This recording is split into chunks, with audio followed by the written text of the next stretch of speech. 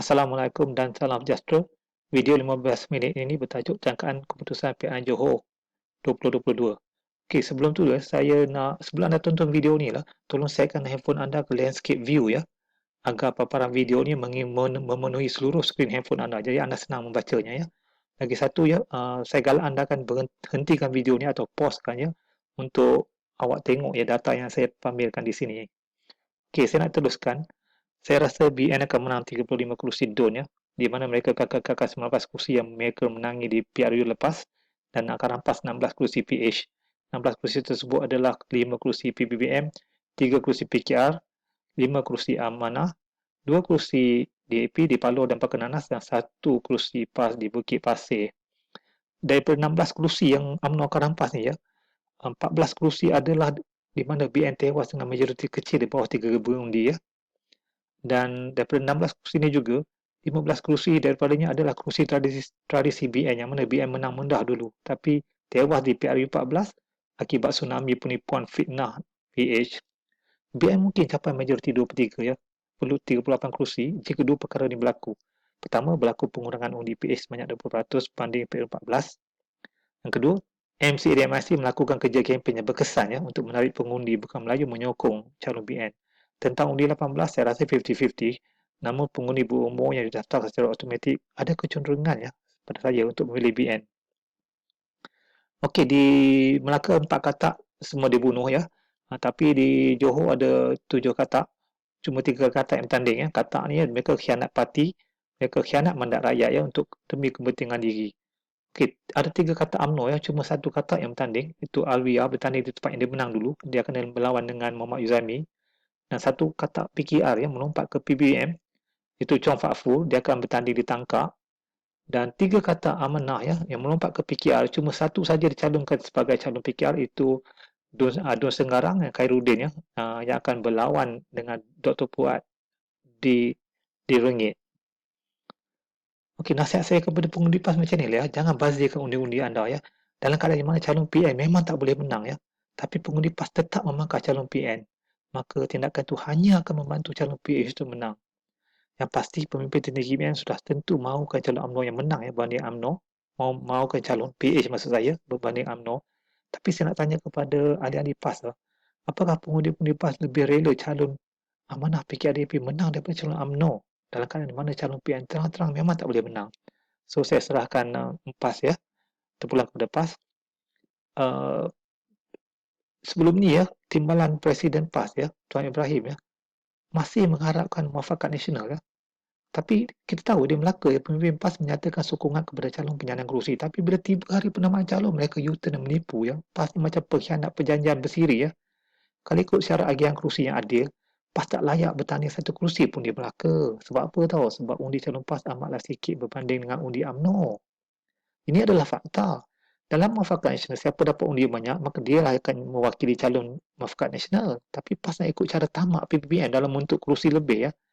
Namun UMNO tetap baik hati ya, menawarkan kerusi boleh menang kepada PAS. 3 di Melaka dan 4 di Johor, tapi ditolak mentah-mentah oleh PAS. Sebab PAS fikir mereka amat layak untuk dapat kerusi lebih ya, tanpa sebarang justification ya. Last-last abuk pun tak dapat ya, sebabkan tamak sangat PAS ni. Okey, berapa peratus pengundi UMNO yang akan melompat mengundi PBM? Ada kemungkinan ke ini berlaku? Perkara ni berlaku ya di Dun Tanjung Bidara dan juga di Dun Sungai Udang di Melaka ya. Juga ya, terdapat 29% menyokong PH ya, di PRU 14 telah beralih kepada PN dan BN semasa PRN Melaka ya. Tapi kebanyakannya ya, 90% dari mereka ni beralih kepada PN daripada BN ya. Cuma bagi 7% yang memangkah calon BN. Saudara nanti kata lain 29% bekas pengundi PH yang lari daripada PH tu, 27% memangkah calon PN, cuma 2% ya yang memangkah calon BN ya. Tapi macam ada perancangan Tuhan ya, di mana usaha kuat pengkhianat PN untuk menang akan hanya membawa kepada kebenaran BN ya, bila undi PH ditarik PN. Kelihatan seperti PN bagai diperangkap oleh kuasa yang maha agung lagi bijaksana. PN seolah mendapat manfaat ya akibat kemarahan pengundi yang dikencing ya oleh PH. Tapi apakah kerana mereka betul-betul mempercayai kerajaan PN yang gagal ini daripada BN? Saya rasa ya mereka lari dari PH dan memilih PN kerana disebabkan oleh faktor kognitif disonan ya.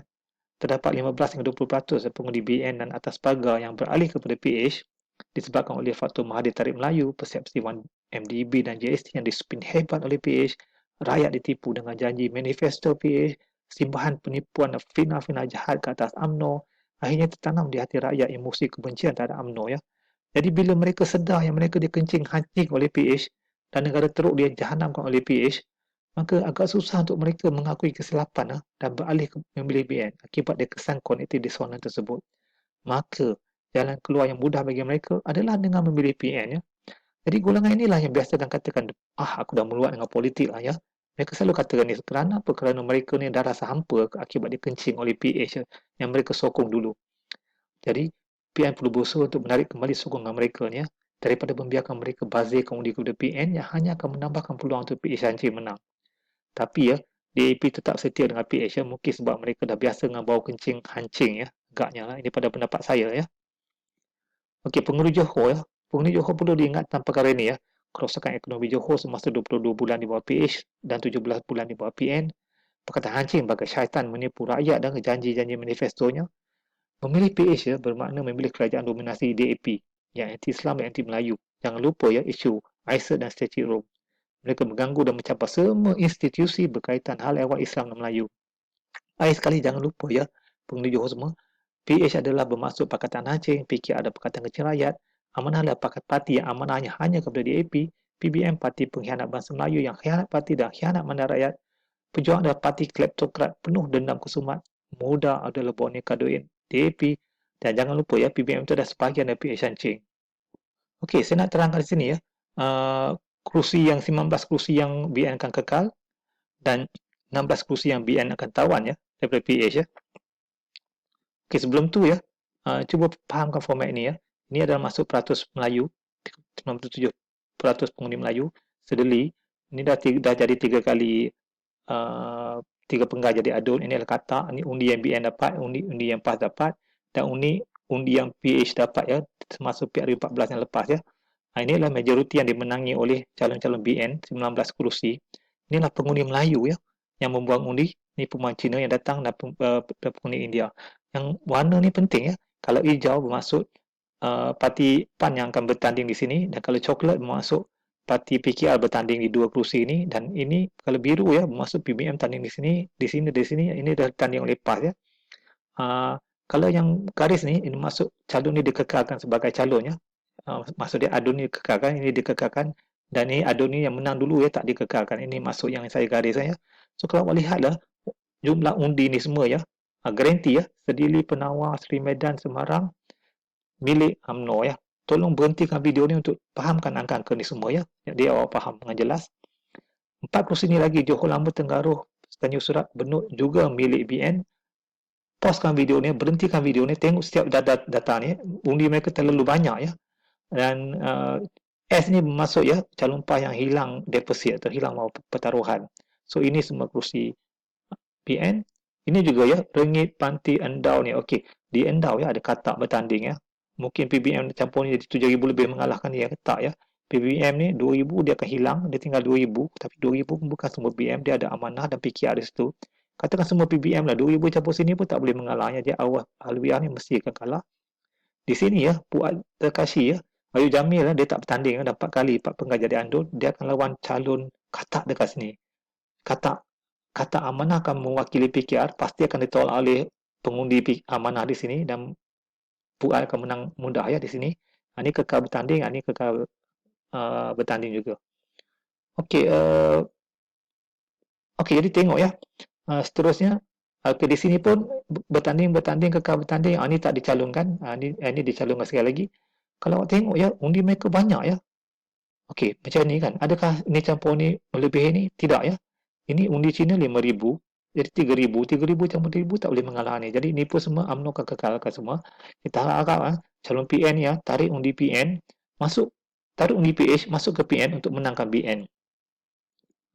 Okey, 3 lagi kerusi ya, 19 kerusi yang BN akan kekalkan. Okey, ini pun sama ya. PN akan tarik undi PH masuk ke PN untuk memenangkan BN ya. Okey, sekarang saya akan tunjukkan 16 kerusi PH yang UMNO atau BN akan rampas ya. Okey, PBM mana menang 8 ya. dia akan hilang 5 kerusi. Ini semua kerusi ni semua hilang ya. Muhyiddin tak berani bertanding ya. Solihan akan bertanding dengan Muhyiddin. Ni kekal tanding, ni kekal tanding ya. Cuba tengok Muhyiddin, kenapa dia tak bertanding? 7,000 nu Cina akan hilang, takkan dapat tinggal 3,000. Jadi macam mana dia boleh menang sebab tu ya. Dia garanti tak boleh menang sebab tu dia tak bertanding ya. Ni amat jelas. So 4 kerusi ni Tenang, Bukit Kepong, Bukit Permai, Gambir, BN akan sapu ya. Okey, ini ya ditanding oleh yang garisan ni muda ya, muda ke petanding sini, PKR pada sini, so undi dia akan terbelah dua ya, undi PH menyebabkan calon UMNO ya, Hairi akan menang di Lakin ya. Okey, sini kita ada kata Steven Chong bertanding di sini. Okey, saya pergi seterusnya. PKR menang 5 kerusi dan BN akan tawan 3 kerusi ya di sini ya. Majoriti mereka sikit ni, yang kecil-kecil rakyat ni semua akan pengundi akan mula bergerak ke BN ataupun PN tarik undi PH masuk ke PN dan memenangkan BN ya. So 3 kerusi ni yang saya birukan, saya bulatkan adalah kerusi yang BN akan tawan ya. Okey. Sama juga dengan ini ya, kerusi amanah. Amanah ada 9 dun dia menang. Dia akan hilang 5 dun ya. Ini semua amanah akan hilang. Ni kata-kata Khairuddin ni akan berlawan dengan Datuk Puak Direngit. Ni kata ni akan diganti dengan orang lain. Ni kekal. Awak tengok ya, majoriti tak banyak ya. Saya rasa mereka ni yang penipu manifesto ni, pengundi akan lari ke sini ya dan memenangkan semua Senggarang, Mahkota, Serum, Kemelah kepada BN. Okey, ini pun akan dimenangi oleh BN ya. Undi pun tak berapa banyak ya. So, harap-harap PAS akan tarik sikit orang dekat sini supaya memenangkan BN. Okey, sekarang kita tengok DAP ya. Okey, ini pelik ya. Adun PAS dulu, keluar tanding sebagai bebas, lawan PAS ya. So, PAS lawan PAS, maka BN yang akan menang. Dan sekarang kita tengok pula kerusi DAP. DAP bertanding 14, dia menang semua ya. Tapi pada saya, DAP akan hilang 2 kerusi ni. Yang mana dulu dia menang majoriti sikit je. So, walaupun ini kekal ya, Adun ya, dia kekal bertanding, dia akan kalah ya dengan MCA. Ini pun mungkin kalah, tapi saya tak ambil ya. Saya tak ambil. Ini kalau menang dapat bonus ya. Ini kalau menang pun dapat bonus. Mungkin menang 2/3 ya. Jadi, MCA perlu menolong ya, BN untuk menang 2/3. Okey, ini pemuda MCA ya. Harap dapat tarik 2,600 orang untuk ke sini ya, dia boleh mengalahkan. Memanglah calon jumlah pengundi memang berbeza sekarang, tapi sentimen tu ya, kita tengok sentimen dulu sangat teruk ya. Tapi sentimen setelah PRK ya akan membolehkan banyak orang akan lari ya pergi kepada BN dan mengalahkan DAP ya. Okey. Dan tapi ini tengok majoriti DAP sangat tinggi ya. Okey, saya nak tunjuk ya kerusi ni ya. Ingat tak dulu Liu Chintong ya, bekas timbalan Menteri Pertahanan yang suka pakai baju tentera komunis tu, dia bertanding sini Liu Chintong. Dan juga penjilat nombor 1 di AP ya, Marin Ibrahim bertanding di Skudai ya. Paling banyak majoriti ya, majoriti terbesar dia letak orang Melayu ya, seorang penjilat ya. Okey, saya nak tunjuk dekat sini ya. Okey, tengok dekat sini ya, PBBM ya. Ni DAP, ni 6 kadam DAP dan ni ada juga bangsa DAP di sini. PBM duduk dekat sini, tak boleh dia merosakkan orang. Dia duduk dekat sini, berosak. PBM ni memang sial lah. Dia ni harus diberambuskan daripada politik Malaysia ya, terus dibuangkan daripada politik Malaysia. Kata ni ya. Lagi satu ya, dia merosakkan orang politik. Nombor dua ya, dua isu di Johor ya. Sama ada rakyat Johor pilih kerajaan dominasi UMNO di sini atau memilih kerajaan dominasi DAP. Ini semua DAP megang, ini pun penuh dengan bangsa DAP ya. So dua pilihan untuk bangsa Johor. Okey, kalau awak tengok ini ya, kerusi yang Melayu tinggi ya, peraturan Melayu tinggi ya dimenangi BN ya. Ini 71 tau. Ini menang 98 undi ya, majoriti ya. PKR ya. Ini pun memang akan dimiliki oleh BN. Cuba tengok ya, pengundi Cina sokong DAP, pengundi Melayu sokong UMNO. Tapi bila pengundi Melayu sokong UMNO, dia katakan resis. Tapi bila pengundi Cina sokong DAP, mereka tak kata resis ya. Ini perangai PKR ni. BN cuma menang 2 ya, 2 daripada 4 daripada ni kerusi yang demografi yang bercampur ya. So menang 4 daripada 5, dia akan rampas 15 dan dia akan rampas 1 di Palu di sini. So memang UMNO akan menjadikan 35 lah kerusi. So yang penting agar rakyat Johor tahu ya, kalau awak pilih Amanah atau PKR di sini, awak akan pilih kerajaan negeri yang berdominasi DAP. Okey, ini ada beberapa video yang saya akan hasilkan ya. Muafakat Nasional, kenapa UMNO tolak kerjasama dengan PBM, bukti Muafakat Nasional boleh menang PRU dengan majoriti 2/3 dan anasar keputusan PRN. So, Ni saya akan postkan kemudian. Okey, sekian, terima kasih ya.